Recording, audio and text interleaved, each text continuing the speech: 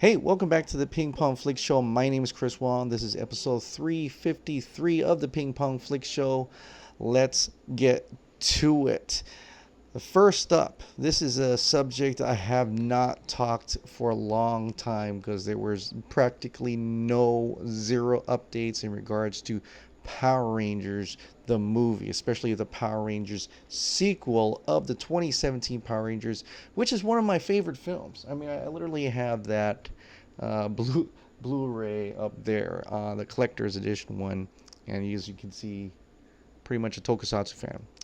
But it's this, and if any of you have followed me ever since the beginning, like way at the beginning, past the Batman v Superman, past a lot of DC stuff, I've been kind of championing Power Rangers and the movie.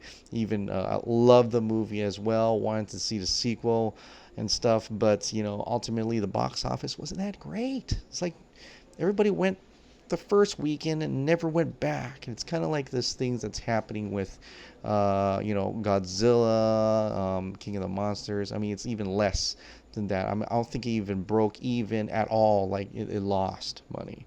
But I really dug the Power Rangers 2017 movie. Even though not much action until the very end, but I thought the character build up and everything, the story was pretty satisfying, and I really enjoyed it, and my kids enjoyed it as well.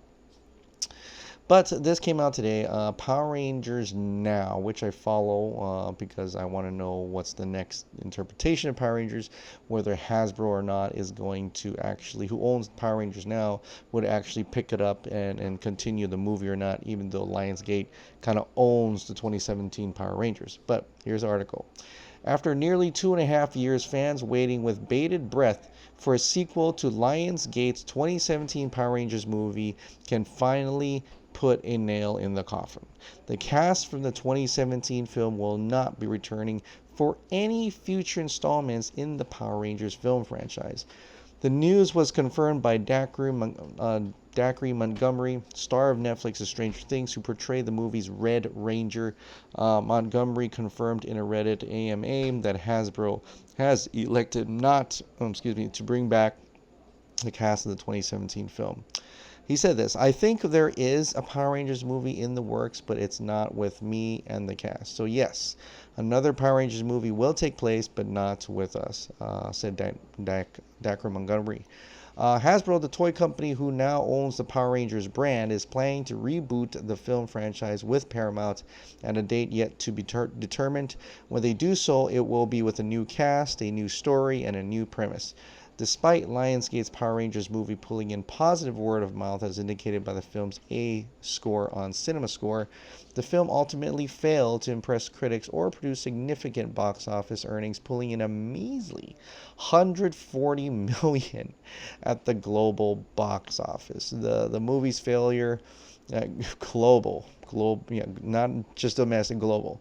The movie's failure would eventually lead Haim Saban, I could never pronounce Haim Saban, founder of the Power Rangers brand, to sell the franchise to Hasbro, a toy company who also owns properties including Transformers, G.I. Joe, and My Little Pony. Hasbro will now work with Paramount to create a brand new Power Rangers film. The same company duo who created recent Transformers and G.I. Joe feature films. Despite not returning for any sequels, the cast of Lionsgate's movie has gone on to find renowned success with other brands since moving on from the Power Rangers franchise. And that's kind of cool thing, because these Rangers actually did go out to do some pretty decent stuff, and some of the stuff you probably already seen in theaters, like for instance Naomi Scott. She was the Pink Ranger, Kimberly the Pink Ranger. She starred as Princess Jasmine in Aladdin. She has an upcoming role in Charlie's Angels. She's one of the angels there. Dacre Montgomery, of course, plays Billy in the Stranger Things series, Stranger Things 2 and Season 3. Becky G, who portrayed Trini the Yellow Ranger, I guess she's still doing billboards with her Latina music, partnering up with artists including Pitbull and Bad Bunny. Ludi Lin, you actually kind of saw him. He portrayed Zack the Black Ranger, and he was in Aquaman. He was one of the the bad aqua, the bad the bad Atlantean that came up to the surface in that. He's the one that when his face cracked, his face shield cracked, he took off his helmet, he stuck his head into the toilet. That guy. That was the Black Ranger, guys. But he's also in Netflix's Black Mirror, and he's rumored to be a front runner for Marvel Studios' upcoming Shang-Chi. R.J. Cyler, who portrayed Billy the Blue Ranger, starred in MTV's Scream and also landed a role in the CW's Black Lightning. I didn't know that. I didn't know that. R.J. Cyler did that. So, Lionsgate had plans for future Power Rangers sequels to focus on the introduction of sixth team member Tommy Oliver, the Green Ranger, as hinted in the 2017 movie's post-credit scene. Other plans for the sequel were to introduce Lord Zed, one of the brand's most popular villains, as well as explore Rita Repulsa's on-screen affinity for Godar, as depicted by actress Elizabeth Banks in the 2017 installment. Franchise owner Saban and Lionsgate once expressed interest in doing up to 6 movies, citing that a 6-movie story arc was already in place.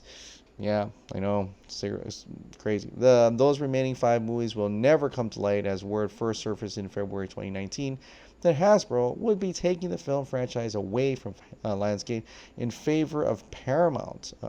Unfortunately, the movie should not come as a surprise, as Hasbro is primarily a toy company with a mission to push toy sales. The 2017 Power Rangers movie failed to sell many toys, and the film's unconventional designs turned some fans away from the outset. Hasbro will look to reverse that trend by rebooting the franchise with their own more toy-friendly designs. 2017's Power Rangers movie follows the 5 Warrior Teens. Okay, this is just a recap of the movie that came out. But that's basically it, guys. Now, this is not an official word from Hasbro. This is not an official word from Paramount, but as seeing that he's got no talks in regards to another Power Rangers movie, and seeing all these other kids got their roles in other big things, it's probably safe to say. I mean, I kind of thought about that at from when Hasbro took over and Lionsgate's not involved.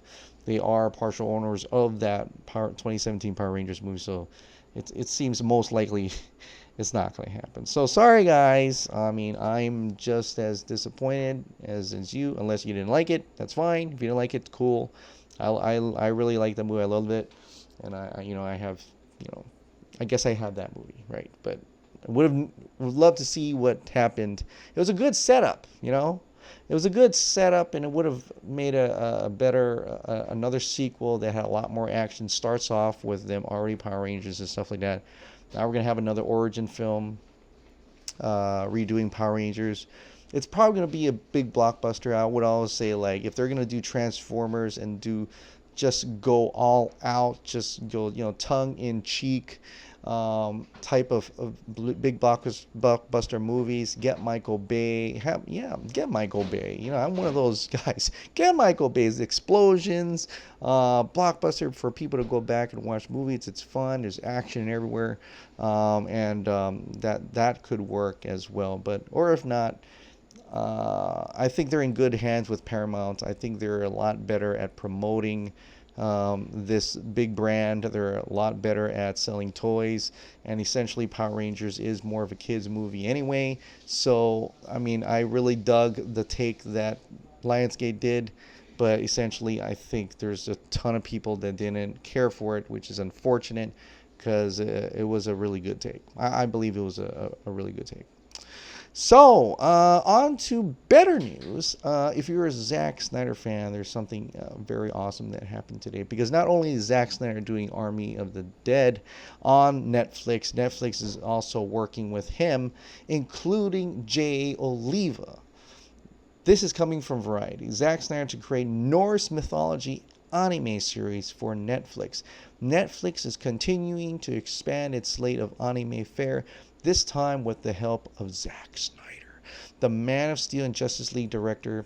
Like I said, the Man of Steel and Batman v Superman director is set to co-create and executive produce an original anime series set in the world of Norse mythology, for the streamer. Oliva, a prominent storyboard artist who has long-standing creative partnership with Snyder, which spans a dozen live-action features, including Justice League and 300 Rise of an Empire, created the prospective series alongside Snyder and will serve as the showrunner, director, and executive producer. So Snyder is currently directing, writing, and producing the zombie thriller feature Army of the Dead. Did I say Armies of the Dead? Army of the Dead for Netflix, while Oliva is in the midst of production on the Manila set Netflix anime series Tres. I don't know how you say it. Dave Bautista and Theo Rossi are the two names attached to star in Snyder's directorial return. He has been on a 2-year break since Justice League. Zack Snyder's innovation in visual storytelling has pushed the industry forward and established him as one of the most distinctive filmmakers of his generation.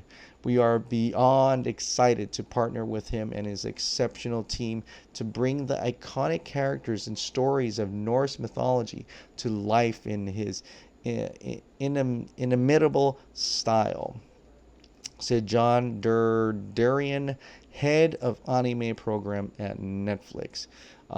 Deborah Snyder and Wesley Kohler will produce a series alongside Snyder through Stone Quarry Animation, their production company's newest venture with Oliva. So there is a lot of different stuff happening here. In fact, I just want to mention right here, they just mentioned on the bottom is that one of the anime IPs that are coming out on Netflix is Pacific Rim. So if you're a Pacific Rim, a kaiju fan like me, there's an anime series coming out. And I totally forgot to talk about that. And hopefully, maybe when it gets closer, I get to talk about that. But in any case, Snyder and J. Oliva partnered up, making an anime series on Netflix, a Norse mythology series. It makes all sense now that J. Oliva, who had tweeted out a while back, actually in May 25th, I think, and he tweeted out of a GIF with the God of War Kratos on God of War, the video game. And we were like, what is that for? So apparently this is for that. I don't know if anything has to do with God of War. It is Norse mythology. We'll have all those elements to begin with. Probably has it's going to be fantastic. The action, the visual spectacle is going to be awesome. It's going to have Zack Snyder and J. Oliva working together on something, right? And this is cool. This is cool what Netflix is doing. They're literally saying this about Zack Snyder. His innovation in visually storytelling has pushed the industry forward and established him as the one of the most distinctive filmmakers of his generation. That kind of talk, that type of praise is something that was terribly missing from the other company called Warner Brothers. These guys respect their creators. They respect their creative artists. And it really, really shows. And I think this is fantastic news for anybody who's a Snyder fan or even a fan of creators and directors who are able to make the movie they want to make and really champion Netflix. Netflix is not a dumping ground. It's an area for creators to really do what they want to adapt, to make use of their own creative freedoms and make incredible pieces of art without corporate heads who don't even give a damn about art and just want to make money and just pushing them down. It's going to make money because they understand that these creative artists know what they're doing, what their storytelling, what type of storytelling needs to be told, and what type of visuals, what type of elements that they can use to make their stories come to life. And so I can't be more happy for Zack Snyder and Stone Quarry and J. Oliva able to tap into their creative energies and bring something completely amazing and original to the audience, the mass audience, and to the fans worldwide. So this is an incredible thing, and I can't wait to see what else they have in store. Netflix is doing wonders. And they even announced it on Twitter, which is, this one's really funny. They announced, behold, at Zack Snyder and at J. Oliva 1 are once again combining their incredible superhero backgrounds to take on an entirely new set of heroes with a brand new Norse mythology inspired anime coming to Netflix. And then someone replied, here comes the people saying, release the Snyder Cut in 3, 2, 1. J. Oliva himself, the man, he goes, hashtag release the Snyder Cut with a praise sign, and that's awesome. So and and Netflix kind of joked back saying, that the billboard starts back at 0 or something like that. So they're kind of in the run. They know what's up. Netflix knows what's up, and they're ready to give Zack Snyder the chance to do what he wants to do. They give Jay Oliva the chance to have his creative artistics shine in this medium, and I think it's a huge win. Huge win. I don't know if we'll ever get the Snyder Cut. I hope we do, and I really believe we will. But this is a start to a new future where creatives can be more confident that their work that they work so hard on will release to the public the way they want it to be released to the public, right? So, but in the case of release of Snyder Cut, it has been going strong. We haven't had any news today. There's people are still apparently trying to write about it and stuff like that and doing other things with it. So waiting for that as well. We reach closer to Project Comic Con within within maybe like a week actually, right? Until San Diego Comic Con, Hall H. Well, not Hall H. There's not going to be happening at Hall H, but Project Comic Con. They're going to have they're going to be outside handing out flyers and stuff like that.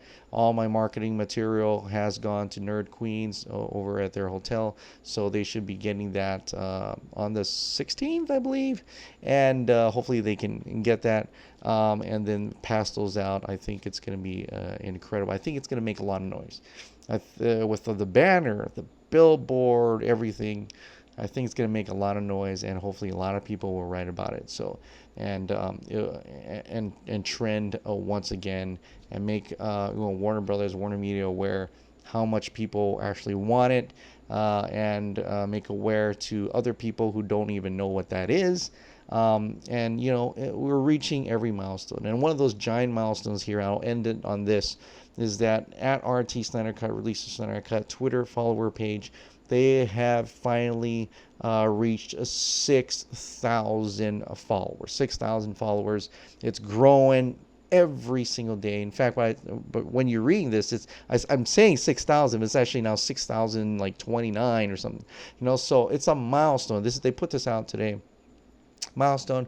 We are incredibly humbled by your faith in us. We are under no illusions as to the responsibility all 6,000 of you have placed in us. We continue to do our best to represent you as well as you Snyder Spartans deserve. We will win. Let's keep this train rolling. I agree. Let's keep this train rolling.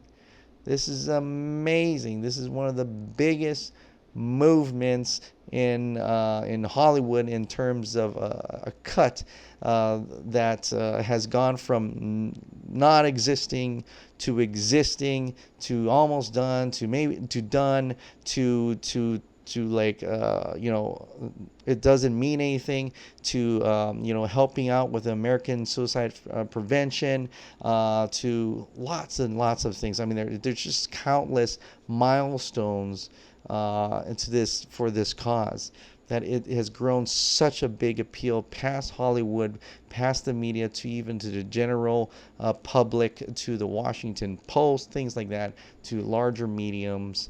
And I think we slowly but surely, we will win, and we will get the Snyder Cut. All right, guys. Well, thank you so much for subscribing, and thank you so much for watching. I'll see you next time.